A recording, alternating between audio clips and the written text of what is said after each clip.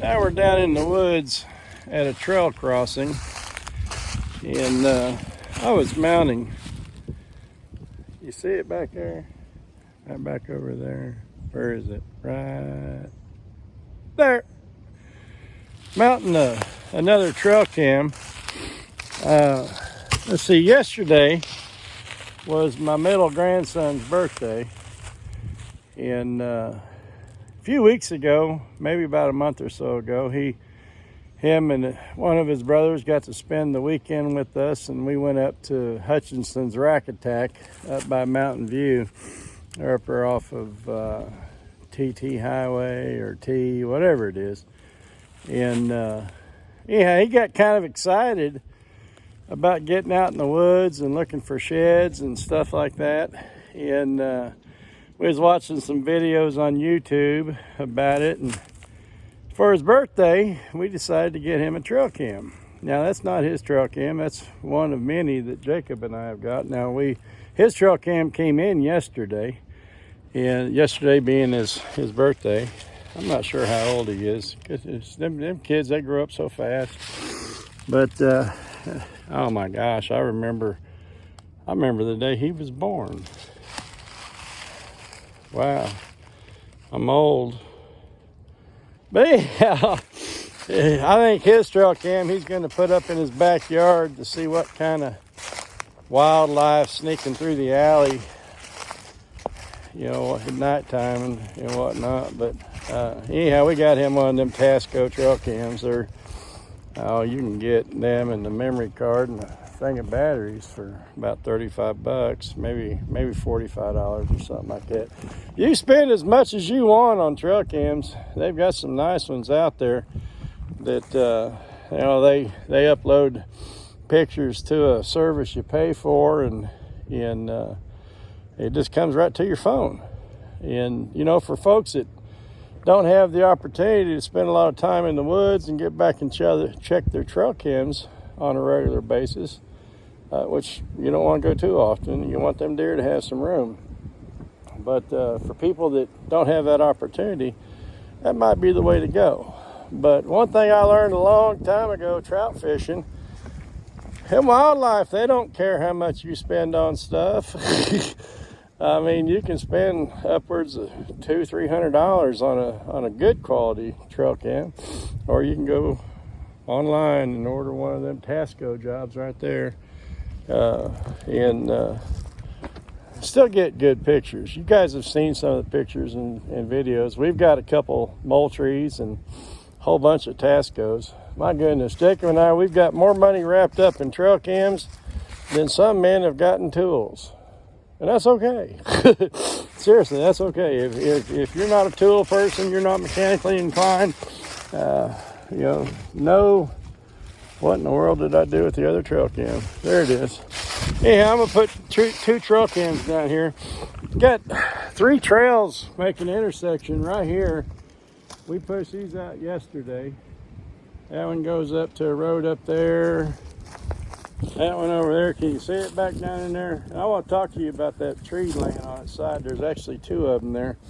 That one goes over the road and up past the tractor. There's another one that goes up to, well, the same road that one goes to, but at a different location.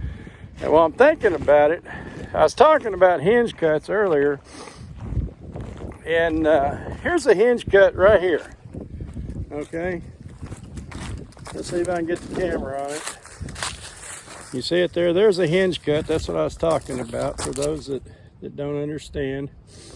You see how that tree is still connected to the tree stuff, and I did some damage with the tractor pushing through here.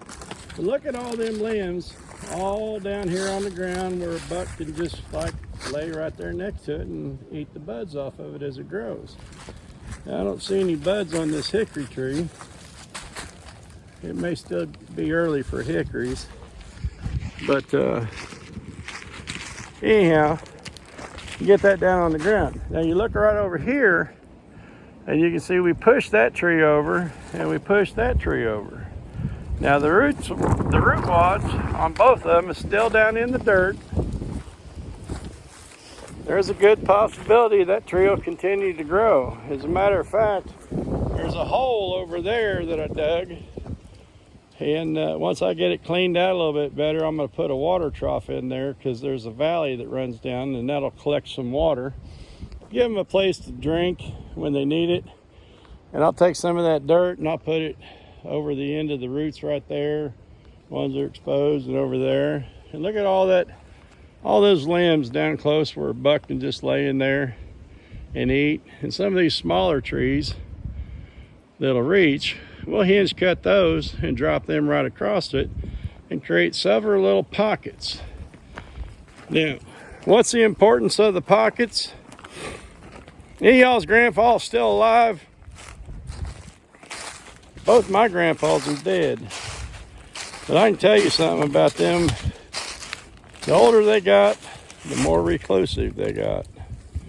I remember when I was a little kid, one grandpa, he was real good about getting out and mingling with us, and when the family would get together and he'd do magic tricks and card tricks and stuff. That's Grandpa Cooper. He was a neat man. The older he got, the more reclusive he got. Well, reclusive may not be the word for it, but he didn't spend a whole lot of time with the family. He liked to go fishing. He had him some plastic chairs he'd load up in his station wagon. He'd just go and sit and fish all by himself. You know, he still played cards. Arthritis got to his hands where he couldn't do them magic tricks anymore. But he played cards by himself. He'd play solitaire and some other games that you can do by yourself. And that's kind of how a big wise buck is. They like to go off by themselves and lay down. We get us a few trees, hinge cut, laid across here and create some pockets. That'll give a buck an opportunity to have fun someplace to lay down away from all the does and all them little youngins. He can lay like this tree right here. You see these trees? I can hinge cut that one and drop it across there. Here's another one, drop that across there. This right here, that looks like a persimmon tree. I think we'll leave that one. That'd be a good one to have right there next to your bedding, wouldn't it, if you was a big old buck? That one will lay across it. All these little trees right in here, we can just drop them right across it and create these little pockets down in there. We're a buck, or big buck, young buck, a doe, whatever, they can just lay right up in there. And feeding number 1 and 2 and possibly number 5, they won't have to go far. They just lay right there and eat. Greg, wouldn't that be the life? Greg Witzel, he's a good friend of mine. That'd be the life. I mean, seriously, just lay in bed and eat all the time. I'm fat. This last winter, I put on 4.5 pounds. That's what they told me the other day when I went to the doctor's office. She said, "You gained 4.5 pounds." I said, "Let me unload my pistol and see how much I weigh then." But wouldn't it be nice to just lay right there in bed and eat all the time? I mean, you know, you got to get up and go get a drink of water every now and then. Maybe go pee. That right there, in my humble opinion, is the beginning of good habitat for that big old horned fella you're going to be looking for come this November.